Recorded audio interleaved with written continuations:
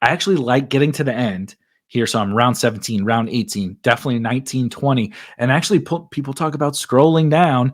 There's no better tournament than these ones that fill super quickly and fill before training camp. To pull up some of these, pull up Rasheen Ali, pull up Yoshivas, pull up a couple of these guys that are not drafted in every single draft already. You get multiple guys that are not drafted in every single draft on the same team, and they come through all at the same time. You have this super unique, you create this easy, clean path to winning the tournament.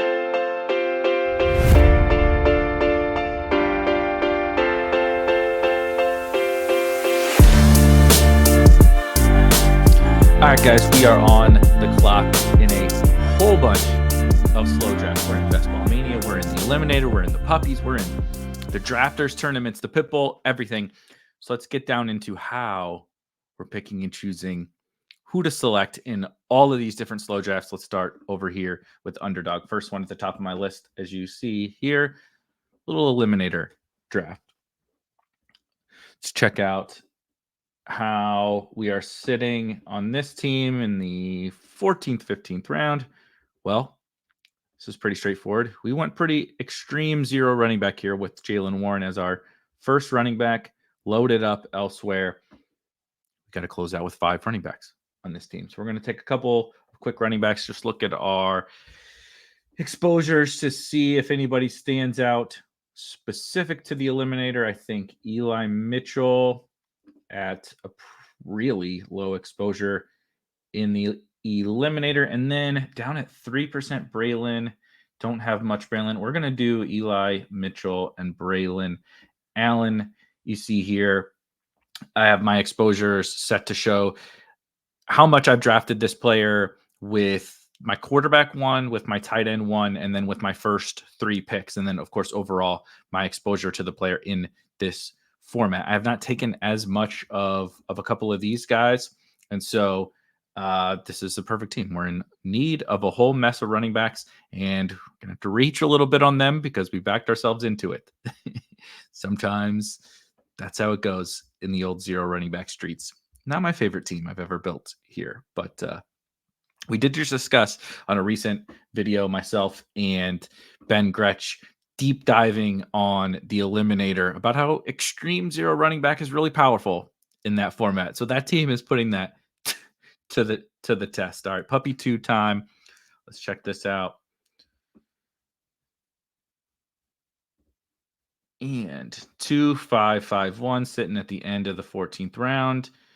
Wow, Kyler, Dak, Trey McBride, okay. CeeDee Lamb, nice. All right, we're sitting good at wide receiver. Not too bad at running back. Let's see. Bucky is the next running back up. Let me see here. Let's scroll a little bit and see. Ben Sinnott correlating. Not a big fan of that here. I do think Bucky fits. Don't have much Bucky. Puppy 2 Bucky for sure. Cole Kmet is a heck of an ADP faller, and I have not drafted him here yet. He doesn't necessarily fit this team amazingly, but I am about to be up again. We're going to do Bucky. I'm in need of some running back love. I don't have much Bucky, and I don't have any Bucky with Kyler or Trey McBride. So that works. And I can take one of these tight end fallers, Cole Kmet or TJ Hawkinson here, because I don't think our buddy Keywall here at the turn with George Kittle is going to take both of those guys. He may take one because he's also in need of a second tight end, but it seems pretty unlikely he takes both. I don't have a mega preference between Cole Kmet and TJ Hawkinson. There's no correlation or anything like that. I don't believe no bye week issues with Trey McBride. So we'll take Bucky and see which one of those tight ends falls back. Eliminator. There's probably a bunch of eliminators in here. I'm really trying to hammer the Eliminator with the slow drafts. A lot of late picks here. 2, 6, 6, 1. Jared Goff, Will Levis, Kyle Pitts. Let's see. 186. Is Chig available? Okay. Chig fits this team for sure. Got DeAndre Hopkins, Jameson Williams, Amon-Ra St. Brown. Okay. Make sure bye week looks good with Chig and Pitts. No running backs, I don't think, standing out here. Yeah, we're gonna rock some Chig. I like this. That was an easy one. I like the easy ones. All right. I already forgot what tournament this is. Best Ball Mania. I've got Kirk Cousins and Baker in the queue, so I'm clearly this team is looking for some quarterbacks. 5 running backs. Kyron, Ramondre, Najee, Tyjae Spears took both Tennessee guys. I think that's the first time I did that. So that's kind of fun. Have London and Pitts, so definitely prioritizing Cousins. I'm up at pick 134. I could definitely push him to 155. His ADP is 147. So I would just have to hope that nobody in between there. He is the second quarterback by ADP. Let's see if there's anybody that stands out that I would really need or want on this team. Gus, Eckler. Obviously, I'm a big fan of Charbonnet, Kendre. But this team is really, really in need of Kirk Cousins. I could definitely push it, but I'm already if I was weaker at the running back position on like a traditional 0 running back team, I would probably push this with Kirk Cousins. But given the strength that I have of this running back room, I'm actually a little more wide receiver needy despite starting with 4 elite wide receivers. I think we just have to take Cousins here and not back ourselves into a corner at the quarterback position. Puppy 2. 2, 3, 6, 1 in the 13th round. Joe Burrow, Jamar Chase, Trevor Lawrence. Was it Trevor Lawrence and Brian Thomas? Oh, the people are going to come for me the bye week. Don't look at the bye weeks. The bye week bros are going to come for me. Do not look at the bye weeks on this team, specifically at quarterback. I'm not even going to scroll up so you can see it. Just pretend it didn't happen. Pretend you didn't see it. And let's all move on and draft a good player onto this team. Not sure there are any good players available, but we're sitting with 3 running backs: Zach Moss, Devin Singletary, Marshawn Lloyd. So we're clearly in need of, as you see, my guy, if you will, right now in drafts is Tyler Allgeier. I'm not really looking to back off that exposure. I obviously have a whole ton of exposure to him. A little bit of a lower exposure to him with Jamar Chase. So I'm just going to go ahead and keep building that out. I'm waiting for Tyler Allgeier's price to go up. Maybe it won't. Maybe I'll be wrong about that. But I'm cool continuing down the Tyler Allgeier track. First round pick in a pit bull. Let me look really quick here. I've been doing a lot of mixing and matching with these late first round wide receivers. For anybody that's watching, you can see on your screen if you're listening on the audio version. If you haven't listened to this before or watched one of these before, you know I'm approaching this from a very zero RB or pretty much predominantly 0 running back approach. I started to recently mix in like super falling Kyron and Achane. I'm making small exceptions for those guys when they fall because they're in a pocket of the draft.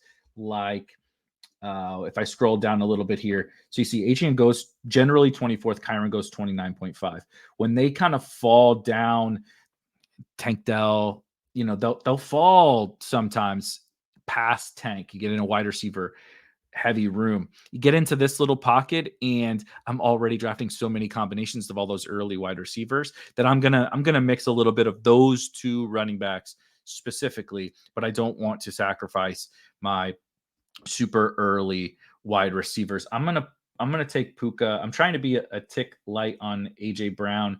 This is maybe a little bit extreme, but I'm trying to get a bunch of the different combinations of Puka Nacua and kind of give myself another week or 2 of mixing and matching my Puka starts and then doubling back a little bit and seeing where I want to fill in the gaps with AJ Brown. I'm not going to have 0% AJ Brown. It's just really hard to take a firm stand against one of the early wide receivers when you're taking firm stands against the running backs.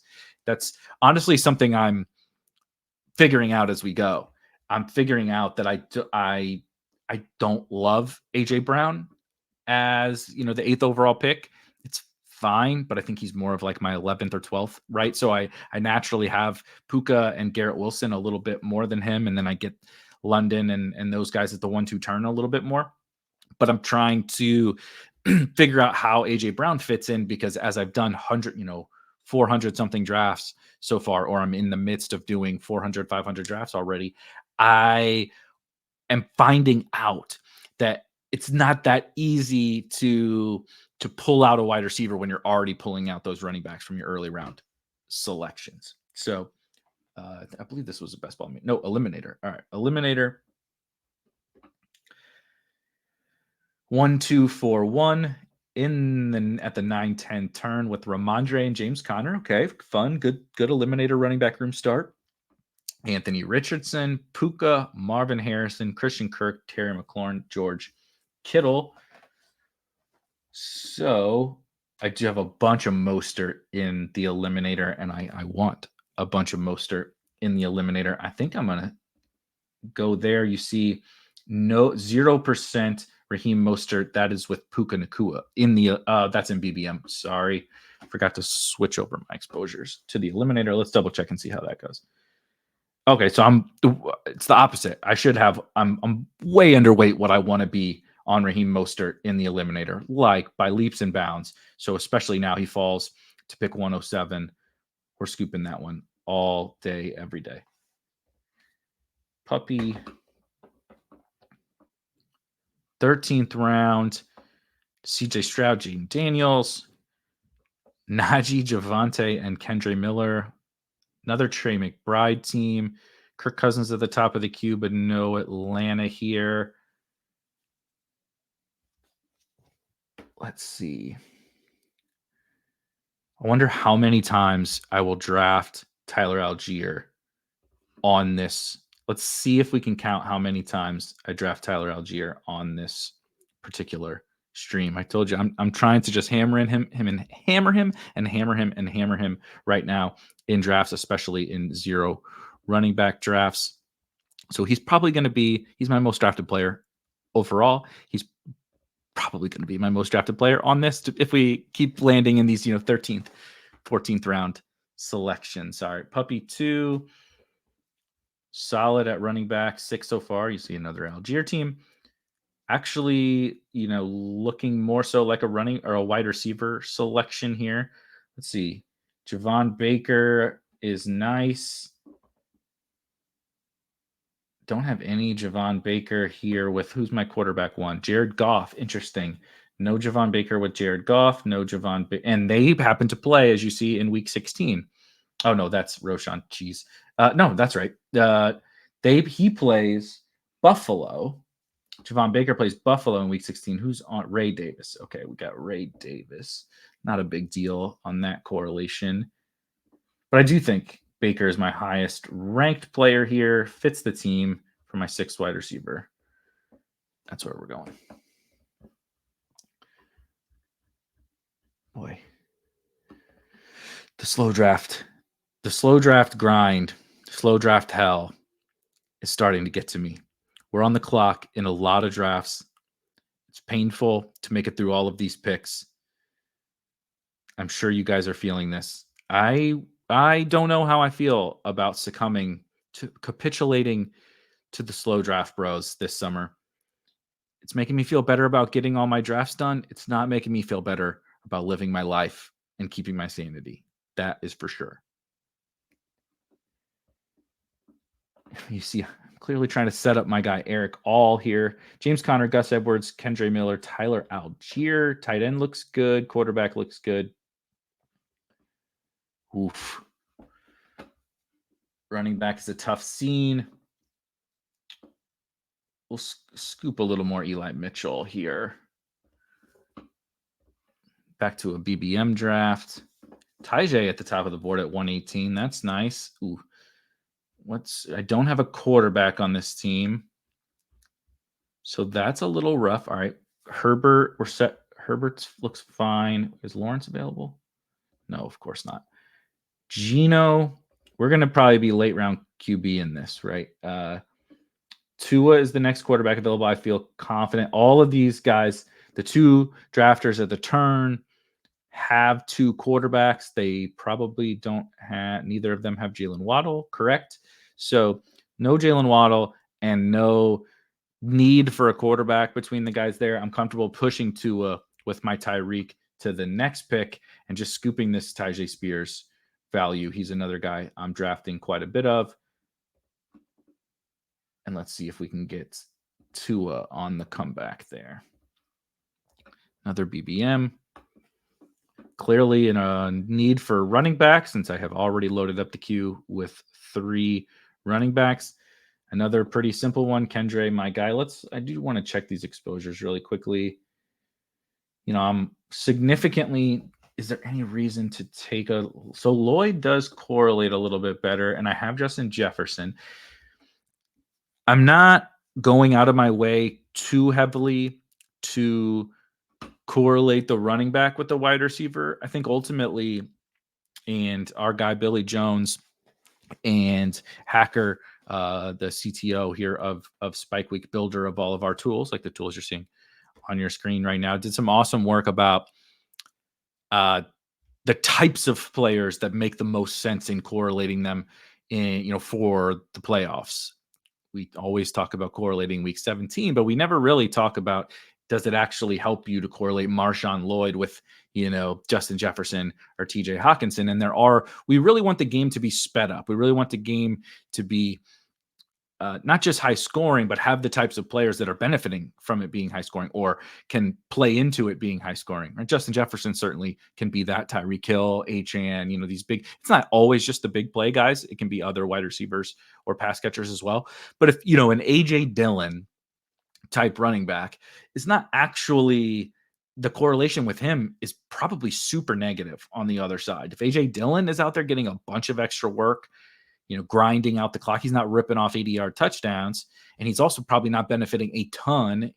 I know, obviously, this year's A.J. Dillon, speaking historically about A.J. Dillon, he's not on the field if they're playing catch-up or it's a back-and-forth game with a bunch of passing. I want to make sure we correlate those specific guys.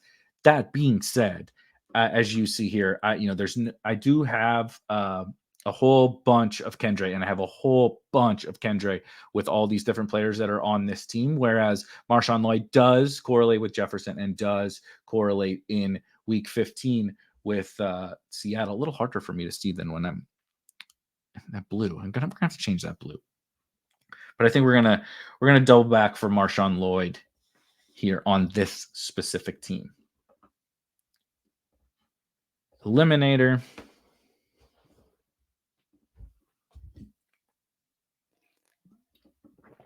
Ooh, stress. Let me see if we got Texans on here. Nope. Damn. I always get mad. Does anybody else get mad when Stroud falls really far and you don't have any of the Houston guys? I'm not taking him without those guys. I don't really want to back stack him with Dalton Schultz. That would be the alternative here. But I have some reasonable alternatives already. Right, we have Jamar Chase, Brandon Ayuk, DJ Moore, Amari Cooper, Keenan Allen, and Jordan Addison. I can easily just take Evan Ingram as my top player available on the board here. I could also take one of these running backs. 7%, 10% Aaron Jones, 8% Ramondre. No Ramondre with any of these other players I've drafted in the eliminator. Whereas Evan Ingram, I actually have 33%, despite the fact I have 13% Evan Ingram. I have 30, 1/3 of my teams with Brandon Ayuk have Evan Ingram. So we're actually going to go Ramondre here. I think he's a great pick in the eliminator. And I don't have him with any of these guys, no one that I've drafted thus far. Well, the first 3 picks in that contest. And I don't think that's right. I don't think I should never have Ramondre Stevenson with Jamar Chase in the eliminator. That doesn't make a whole lot of sense. I really got to pay more attention to which tournament I'm clicking on. All right, BBM. Oh, nice little fall for Mahomes. Don't have any of his pass catchers. That's okay. Because Rice and Worthy could be available as stacking partners around the corner. Started with Garrett Wilson, Devonta Smith, Tank Dell, and Zay Flowers. Don't have really any Mahomes with these guys. I'm trying to up my Chris Godwin, so that's a decision point. I'm really trying to up my Chris Godwin. I think he's probably going to move up just a tick. Just it's a funky spot for a wide receiver. I don't think he's ever going to pass some of these guys that go in front of him. But, if we were seeing him more consistently in the early fifth, given the wide receiver pricing overall and the pain people feel if you ever take an early running back or an early quarterback or an early tight end, and you get to this spot, say maybe all those quarterbacks and tight ends are off the board, it feels painful. I don't think a lot of people love James Cook will fall quite a bit. Joe Mixon will fall. These guys will fall. And so I think Chris Godwin is at minimum stable here with his ADP. So I'm trying to get a little bit more. He does make sense here. Let's do that. Let's do Chris Godwin. Part of why I'm trying to get more Chris Godwin for anybody that hasn't seen, we've been hearing this since before the NFL draft, but the Bucs have told us that Chris Godwin historically has been predominantly a slot wide receiver. Now, he's not a 100% slot player. He's not Greg Dortch. He's not Rondale Moore. He's not Wes Welker, but he operates predominantly out of the slot. In 3 wide receiver sets, he moves into the slot, and he will play outside as well. Last year, they moved him much more to the outside. He was more so. I don't have the data in front of me, but it is somewhere around 30% of his routes were from the slot. And in the previous 3 seasons, he was well over 50% of his slots. His slots were from the snaps. His snaps were from the slot.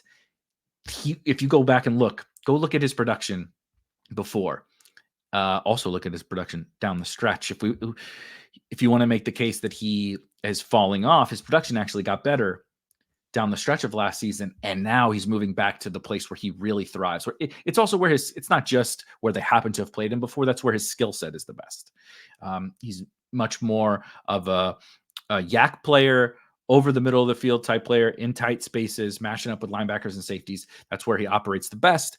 And moving him back there is a huge boon for his potential upside. He was out targeting every year, out targeting Mike Evans. So you'll probably typically hear Chris Godwin is the number 2 in this offense. From a target perspective, when he's been playing in the slot, it has not been a Mike Evans 1 and a Chris Godwin 2. It's more of 1A, 1B, 2 number 1s, however you would like to call it. So him moving back in there, it's like a sneaky big deal.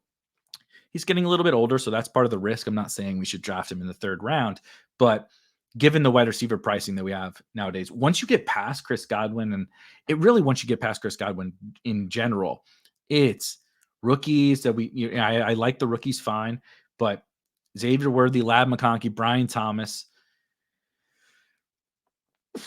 the Titans guys, Ridley goes in front of him, Rashee Rice. There's some names to like there, but I feel a little bit better about Chris Godwin than that group of players. And so I'm really trying to make sure that I get my exposure to Chris Godwin. All right. All that talking. Okay. Puppy 2, 4 hours. I hope I don't time out in any of these while I'm ranting about Chris Godwin. 1571, Jared Goff, little Jared Goff, Jameson Williams stack. Woof.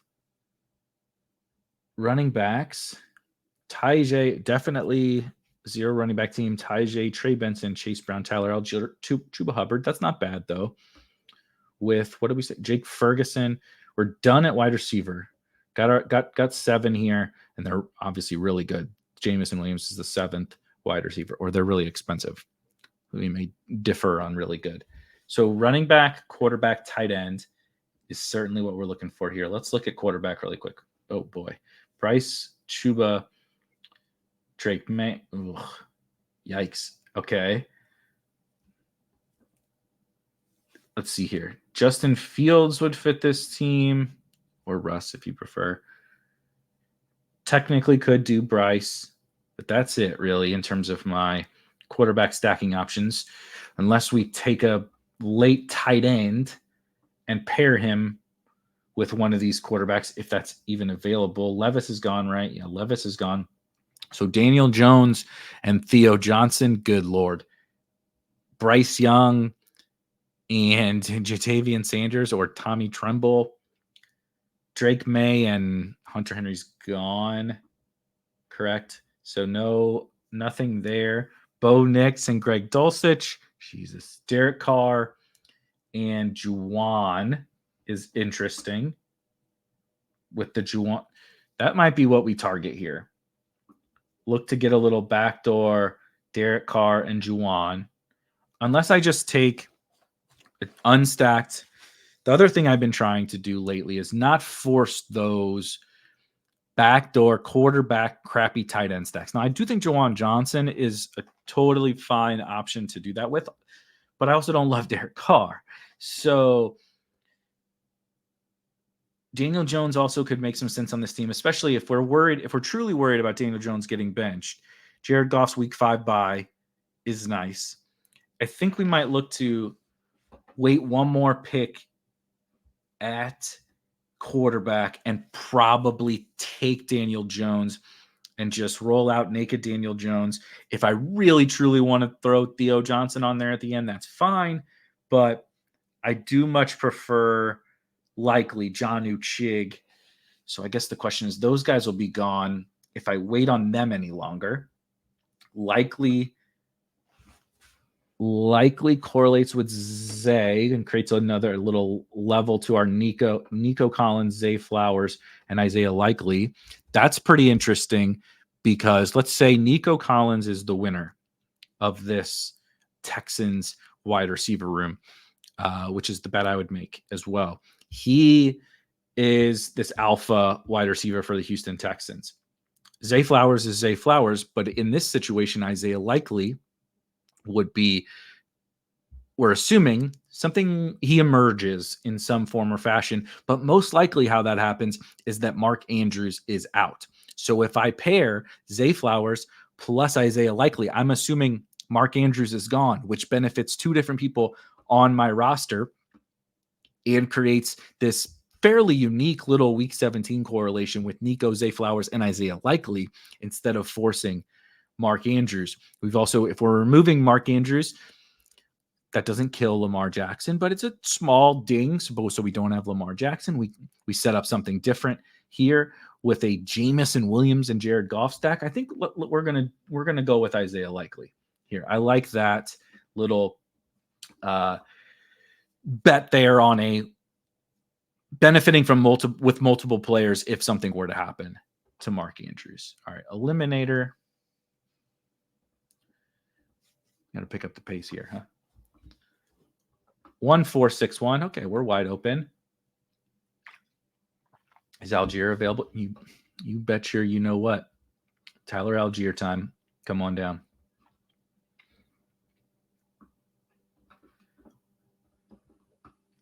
Another eliminator. Whole bunch of eliminators. Ooh, Pickens. Nice. All right. Jamar Chase. Let's flip over to the eliminator. Jamar Chase, Devontae Adams, Malik Neighbors. That's a nice first three. Devontae after ADP, Malik Neighbors after ADP. And then George Pickens.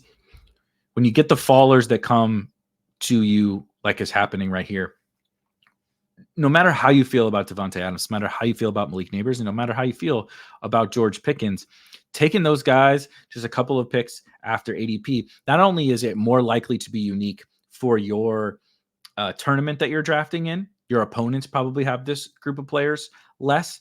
You probably have been less likely to get that collection of players. It may be not likely to get them at all. As we see here, George Pickens, I have called probably only one or two teams with George Pickens and Malik Neighbors, one or two teams with George Pickens and Devontae Adams, and 0 teams with George Pickens and Jamar Chase.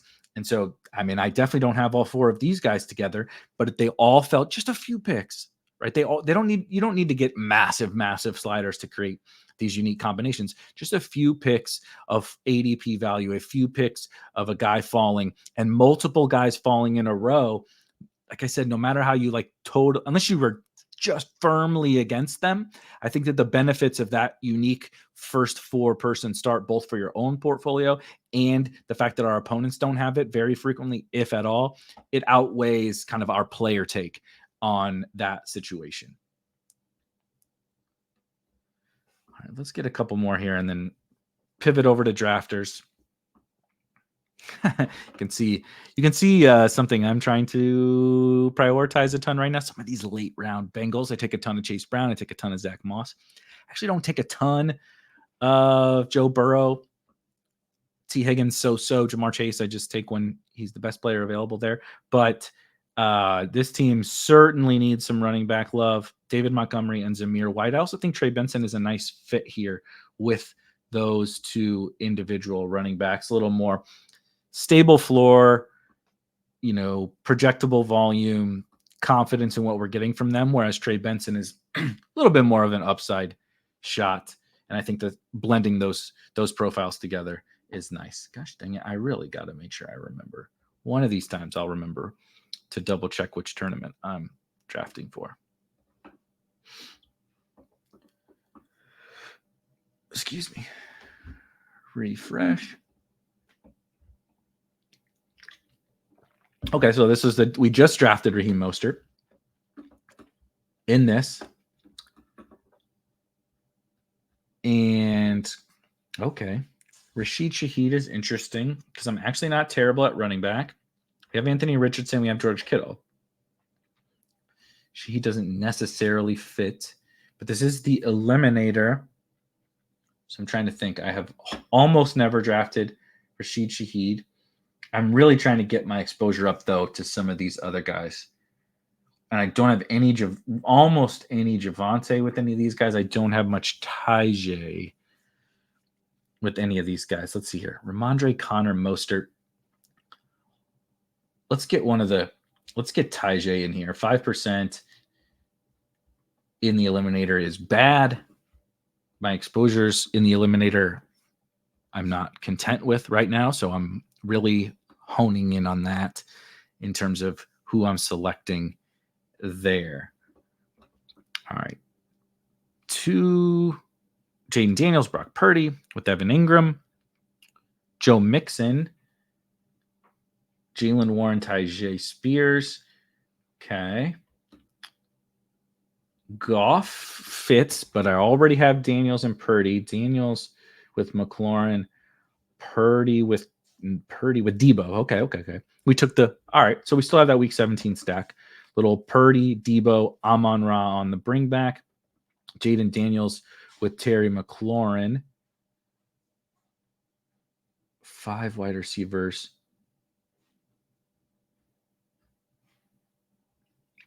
Ooh, tricky. I mentioned before I am trying to get some more Marshawn Lloyd. He fits. I have a bunch of Kendre, as you can obviously see. I'm comfortable having that much Kendre, but we're gonna take another Lloyd share here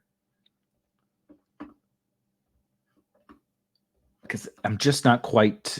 I'm confident having that much Kendre, but I don't want to sacrifice that much Marshawn Lloyd to get my Kendre, if that makes sense. I want to have Kendre and Allgeier are probably going to be my 2 highest owned running backs.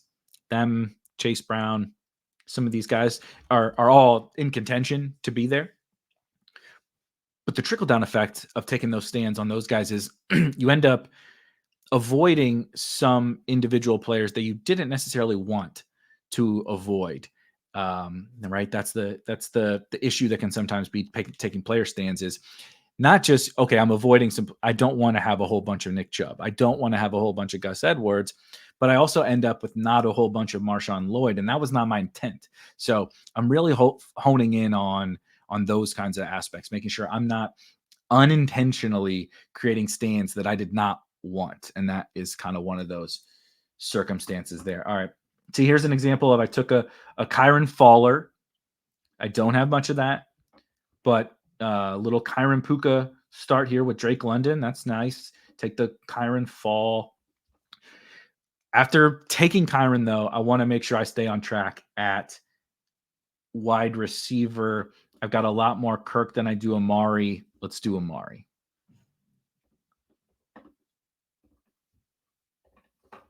just a couple more underdog picks, and then we'll make a handful of drafters picks and move on to next week. Stay in the course with all of these slow drafts. It has been brutal, but I'm actually excited for training camp starts next week and how becoming a slow draft bro, more of a slow draft bro this season, and seeing if there are times when I can manipulate the training camp news and those kinds of things to my benefit in slows. Okay, puppy 2. Little Dak, Ferg, AJ Brown. A little bit of a unique. I like stacking that game sometimes from that direction because I think everybody does it from CeeDee, Devonta Smith, and then either Hurts or Dak. So taking Dak, but putting Ferg on there and using AJ Brown. That's one way I'm utilizing AJ Brown in these, even though he's not my favorite first round pick, utilizing AJ Brown to take that chalky stack and like flip it on its head a little bit by using AJ Brown instead of CeeDee Lamb. All right. Wow. I really do not love Jerome Ford, but he is standing out. I could use some running backs for sure. I'm pretty good elsewhere. You know what? Let's take this Jerome Ford share. Not my favorite running back, as you can see based on my exposure, but so here's a Hurts. Okay, so we took this wasn't as big of a fall, but still, HN at 29. So we got past that tier with Jefferson and Neighbors. I can't believe I have that up there the whole time. Jefferson and Neighbors, wide receiver, heavy room. So let's stay the course here a little bit. Jaden Reed goes with Justin Jefferson. I know that this looks like a reach, and by raw ADP, it is. I'm personally pretty out on Hollywood. I have him ranked behind these guys. I would generally draft Keenan Allen because I have 18% of Keenan Allen, and I have a whole bunch of Keenan with. I don't have any Keenan with HN because I don't take that much HN, so that would be a reason to take him. But we're gonna do Jaden Reed because I don't have much Jaden Reed with Justin Jefferson or Malik Neighbors here. I mean, I don't have any with Malik Neighbors. So just stay the course, even though it is a theoretical reach by ADP. It's not a reach by what my room is doing for me. And I already took one detour away from the running back position. One of those quarterbacks, tight ends, running backs is going to be available. They just like have to fall back to you. That's how it works. So stay the course and see what the room is going to give you at what's that, the 5th round, in the middle of the 5th round, 505. Oh, here's a nice little extreme. You want to see an extreme zero running back team. Dak Prescott, Trevor Lawrence with 6 wide receivers, Evan Ingram and Jake Ferguson. This is kind of a fun team. Got a secondary Minnesota stack. Got a secondary. Yeah, Lawrence is on here. So Dak, Ferg with a Jacksonville stack. Okay. Oh, man. Did Chase Brown just go? Probably. That would have been excellent. No. Okay. He went off the board pretty quickly. So Zeke makes a lot of sense on this team. Zeke makes a ton of sense. Don't have much Zeke with some. No, I do have a decent clip of Zeke with Dak Prescott, but that's okay. And then don't have much Zeke with anybody else on this roster. And he sets up perfectly to group in with Dak Prescott. Bet on the Cowboys. He's my first running back. Give me some form of running back points, high floor, whatever the hell we want to talk about, but creates that potential leverage opportunity where I got the Jags pass game has a big week and Zeke gets the touchdowns instead of Dak and Ferg. I also don't have CeeDee on this team. I have Justin Jefferson. So we can create some form of like ping pong potential leverage opportunities, or the opposite. Dak goes crazy. Maybe the Jags have a down week 16. Dak throws 2 touchdowns to Jake Ferguson. They are highly represented in the week 17 final. Now I got the Jags and I got this potential low-owned Ezekiel Elliott to be my Dallas piece and kind of manufacture some of that leverage. All right, last underdog pick here. Look at this. Another Dak. Please tell me Zeke's not on here. Okay, good. Dak, Lawrence, Bowers, Jonnu. Okay. We are in the 18th round. We just need a running back. So the running back room is another extreme zero running back. Chase, Kendre, Chandler, Jalen Wright, Ray Davis, Donta Foreman. I'm really trying to get over on Rasheen Ali before training camp gets here.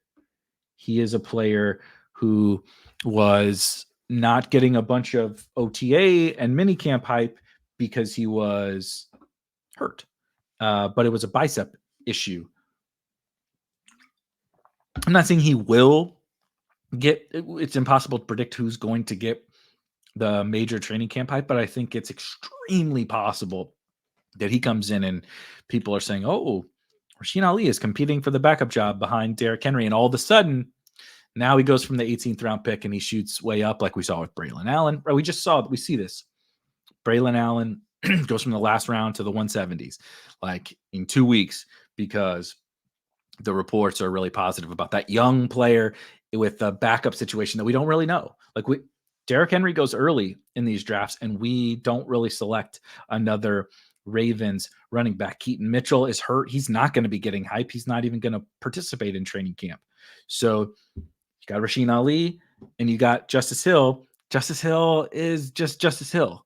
So it's possible that Justice is the backup and Rasheen Ali is useless, but I think it's a decent chance that Rasheen Ali is the guy who picks up all of this hype during training camp. This rookie is surprising and he looks like he's going to, play a role, or he's going to be the backup to Derrick Henry. And the next thing you know, he's going to shoot way up the board. So it's not a huge deal going from the 18th round to the 15th or 16th, but I would love to get as much as I can in the 18th before everybody else does, especially in some of these tournaments that are going to be closed pretty quickly. All right. We got a whole bunch I'm not going to make you sit through 400 drafters picks, but let's hit a handful of these. All right. In one of the $2, we're in round 17. Actually looking at wide receiver. So we got Aaron Jones, Swift, Spears. So a Josh Allen team. Unstacked Josh Allen, which is okay. I don't love it, but I'm not forcing MVS and Claypool and those guys just to force them. Let's look at what running back looks like. Shipley, Tank. I am trying to get me some more Tank. Aaron Jones, Swift, Spears. Let's do Tank. Tank would be my last running back. Oh, tight end. Who's my first tight end? Pitts. Okay. You know what I'm going to do? I'm going to do my silly little Bengals backdoor cheap Bengals. My flavor of the week. I know it's early, but if I get a little wrap of those two guys here, and then you get real funky. Again, this I believe is the first drafters $2, so it's closed. Other than some of these slows, all these drafts are going to be over. I actually like getting to the end here. So I'm round 17, round 18, definitely 19, 20. And actually people talk about scrolling down. There's no better tournament than these ones that fill super quickly and fill before training camp. To pull up some of these, pull up Rasheen Ali, pull up Yoshivas, pull up a couple of these guys that are not drafted in every single draft already. You get multiple guys that are not drafted in every single draft on the same team, and they come through all at the same time. You have this super unique, you create this easy, clean path to winning the tournament by pulling up a couple of those guys. So I need to double check my guy. Is Ali gone? No. Okay, so Ali has a 229.7. It's just so slightly ahead of Yoshi. I think we take Ali, we take Yoshi, we save Eric All because obviously nobody's taking him, and we save him for a future pick. I hate when it does this.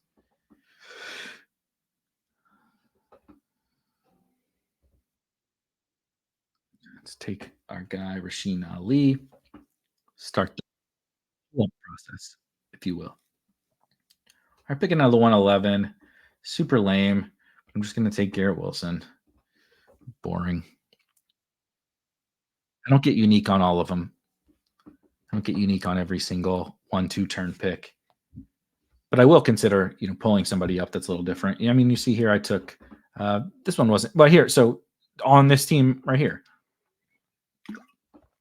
pulled up Garrett Wilson just a couple spots. Him plus Nico isn't something super unique, but it can create a unique, right? So Garrett Wilson plus Nico isn't something crazy unique, but then you move it down further and you get to falling Zay Flowers and you bring in Chris Godwin, you take a falling Kyron, right? So there's a falling Kyron on this team, a falling Zay Flowers on this team. Then you come back for Godwin kind of at ADP, you come back for Kittle at ADP-ish. And it just creates a tiny little tweak, right?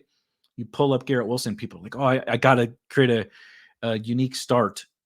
It has to be unique with the first two picks. Like, not necessarily. You can pull up the first guy, take the next guy who's not necessarily super unique, but then it'll trickle down and you'll eventually get some of these unique combinations. On that note here, I wanted to look at that. Let's go to drafters. And if I look at all my opponents, all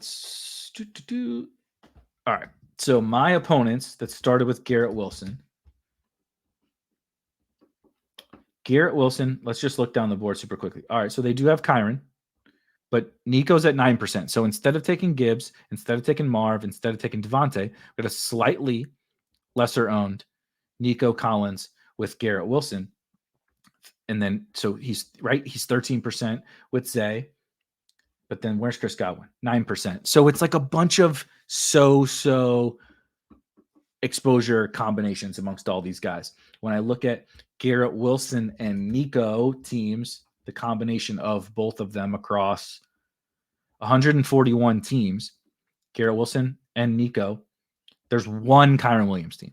Between Garrett Wilson, Nico, there's one other Kyron Williams team. There are some Zay Flowers teams. There's one Chris Godwin team with those guys. There's two George Kittle teams with those guys. So just really quickly, any of those specific combinations were not like super off the board, but when you start to group them together, you quickly, after 3 or 4 picks, you got a unique team just through minor deviations, especially on drafters.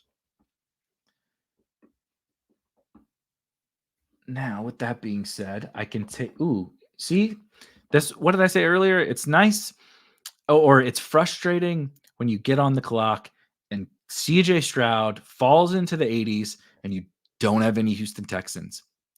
And then a few more drafts later, CJ Stroud, pick 80, and poof, you have Nico Collins on that team. It's beautiful.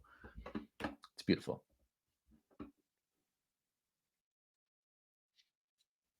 All right, round 18. 2, 5, 8. So pretty much done at wide receiver. Trey McBride and Taysom. Interesting. Hurts, Devonta stack with Baker McMillan. That's not a whole lot of fun. I was saying I wanted to get a little bit more Tank Bigsby. So let's do that. And then probably see if we can come back from my guy, Ali. Jefferson, Waddle, Metcalf. Let's look at my teams with some of these combinations. All right, my draft board. So not the opponents. Jefferson, Justin Jefferson. So first of all, okay, I have a bunch of Jefferson. 5 of my 18 Jefferson teams have Waddle. What do those teams look like? Jefferson plus Waddle. Who's on this team? Metcalf. Oh, God. All right. So my most popular first 3 picks, Jefferson, Waddle, Metcalf. So now, glad I looked at this. This was totally unplanned. Shout out to me. Well, not shout out to me. I just drafted the same 3 guys in the first 3 rounds that I've taken several times together. So shout out to me for luckily stumbling across this stupid thing that I've been doing, drafting Jefferson, Waddle, and Metcalf together on every draft. But definitely shout out to me for now, hopefully deviating away from it for once in one of these drafts. So on the board, Josh Allen, Terry McLaurin, T. Higgins. Okay. Those are my highest ranked players. Let's see. Do we have, where is Josh Allen on here? What am I missing? Okay. So I don't have a Josh Allen team. Okay. That would be good. Terry McLaurin, I already do. T. Higgins, I do not. So the question is whether I want T or Josh Allen, I think, on this team. Josh Allen at 44 is nice. T, I do have. Let's do Josh Allen. Let's do Josh Allen. Take the falling Allen and create finally a different freaking Jefferson, Waddle, Metcalf team. All right, a couple more. 14th round. Brian Robinson, Devin Singletary, Javonte Williams. So, you guys get it. Tyler Allgeier. Next. All right, 11th round. In the $2. Anthony Rich. Don't. Oh, shit. Bye week bros. Look away again. Don't look. I do like Eckler on some of these teams. Obviously, I'm a Kendre guy. I don't love the wide receiver groupings here. What's my Eckler exposure with? Okay, don't have Eckler with AR. Have 11% Eckler with Jaden Daniels, but I think that that's fine. And don't have any Eckler with Chase. I obviously have a bunch of Kendre. Not a ton of Kendre with Chase, only 11%. And week 14 is getting a little hairy there. Both quarterbacks, Ramondre, Brian Robinson.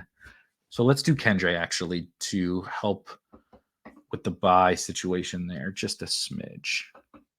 Not a huge deal. I try not to. Obviously, I'm not worrying too much. On one hand, I'm talking about the buys, and on the other hand, I don't worry too much about the buys, even on drafters. I get it why people do. I think I care more about kind of the putting together the combinations of players, and a lot of players that are never drafted together are because of bye week type issues, and it's just something where it's potentially exploitable.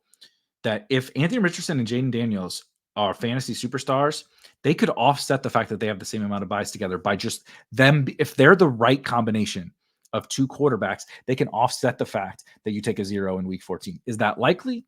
No, not necessarily, but it's also never, ever drafted together. So the fact that it is possible and no one ever does it, there's a push-pull and a pro, got to create your pro cons list. And one of those is a pro and one of those is a con. But everybody chooses the con. Everyone prioritizes the con in that situation. And so I'm not like actively seeking that out. It's not something I want to build a ton of those into my portfolio at all. But there's certain situations where like there's no reason other than the buy that Anthony Richardson, a quarterback a lot of people love, rushing upside, second year, all that fun jazz. Jaden Daniels, Heisman winner, rushing upside, ton of reasons to draft him. They're never together because they both have week 14 buys. So I am going to draft a little bit of them together. All right, Puka, Waddle, Achan. Let's look here. So T, I don't have T with any of these guys. Let's do T. All right, let's do 2 more picks and we will get out of here. Round 10, Jordan Love, only James Conner at running back. It's a typical Erik team. Jordan Love is not stacked. Okay, so Dobbs on the board. How many wide receivers do I have? 6. Wicks just went. Dobbs on the board. I have Musgrave and Bo Melton available to me later. Melton, I mentioned Yoshivas and some of those guys as my Rasheen Ali as my late round picks. Bo Melton is really high up there as well in terms of the guy I'm prioritizing. Finding guys that you think can just play, and like Bo Melton's getting hype. Bo Melton's getting has gotten camp hype already. Now he's probably just a rotational piece, but there's contingent value in that. He could catch a touchdown. He did it last year. He had a 23-point fantasy game last year when everybody was healthy. Maybe that was the playoff game. Bo Melton does not require an injury to be useful as a last round pick. He also is probably just a good football player, which is hard to find in the last round. And he does have contingent value. If Christian Watson goes down again, if Dontavian Wicks or Romeo Doubs or Jaden Reed goes down, that's a huge boost to Bo Melton. And so he's like him and guys like Yoshi are big priorities for me at the end, while everybody else is taking CEH and whoever, their crappy tight end, Jelani Woods. I like taking some of those, saving a couple wide receiver spots for my last couple of picks, pairing them with some of my late round, running back or tight ends. I mentioned Eric All, taking some of those guys, pulling them all up together, boxing them up and throwing them on the same team because nobody's doing that at all. So that's what I'm going to, let's see what running back looks like. I think Chase Brown is available. Yeah. So we're definitely going to take Chase Brown. I need running back much more than I need Romeo Doubs. If we don't get Bo Melton or we don't get Musgrave, it's okay. I would like to get them on that team, but it's not over. All right, here's one that I just posted about this on Twitter. Let's look. I posted about this morning on CeeDee Lamb teams. I mentioned how I like to look at what my opponents are doing across 135 drafts, with some of those being ongoing slows, including this one. Everybody's taking CeeDee, the highest exposure players, as you see on your screen here. CeeDee Lamb, Lamar, and Mark Andrews is something that everybody's taking, along with Malik Neighbors. Not a ton of Ferguson, and a good amount of McBride and Kittle with, where's George Kittle? A good amount of McBride and Kittle together, not on the same team, but with CeeDee Lamb, and nobody's taking Kyle Pitts. So there's not one of my opponents has taken Zay Flowers with CeeDee Lamb on drafters. So I wanted to experiment around a little bit with that and see what that looked like. So you're getting to see a little peek behind the curtains. What did Cooper Kupp is on 18%. I wonder if I can really create something fun here. Tank Dell's on 2 teams. Michael Pittman is on 5. Diggs is interesting. Or I could just still take one of the chalky guys here. Kupp, Evans. What does Evans look like? Okay, Evans is 14%. Neighbors is 21. Kupp is 18. Metcalf is 16. I have 25% Kupp with CeeDee, 20% Kupp with CeeDee, or 20% Evans with CeeDee, 40% Neighbors, 20% Metcalf, 20% DJ Moore, 5% Stephon Diggs. Let's do Cooper Kupp. He's just a slightly lower owned than a couple of those other guys. I guess Mike Evans is the lowest, but slightly lower owned than a couple of those other guys. And once I add Zay Flowers in it, it just doesn't matter. But I still wanted to kind of look through and see what that would look like. All right. Let's get out of here. Thank you guys for joining for another walkthrough of a million different slow draft picks. Hopefully that was helpful in some form or fashion. I'm going to try to do these about every single week. Make sure you go back and look last week if you're interested in the Eliminator on Underdog Fantasy. Myself and Ben Gretsch put together a fun conversation around Eliminator strategy on Underdog. And if you would like to use the tools that you see there, the Draft Hacker, Draft IQ, all of our tools here at Spike Week to analyze your portfolio, help you make better decisions around who to select when you're on the clock, whether that be because of your exposure or your correlations or any of the customizable options that you would like to see during your drafts, you can use that using our Spike Week Premium tools. You can get that using our Spike Week Premium tools, and there's a link in the description, spikeweek.com/go premium. That's the show. See you guys next week. Have a good one. Peace.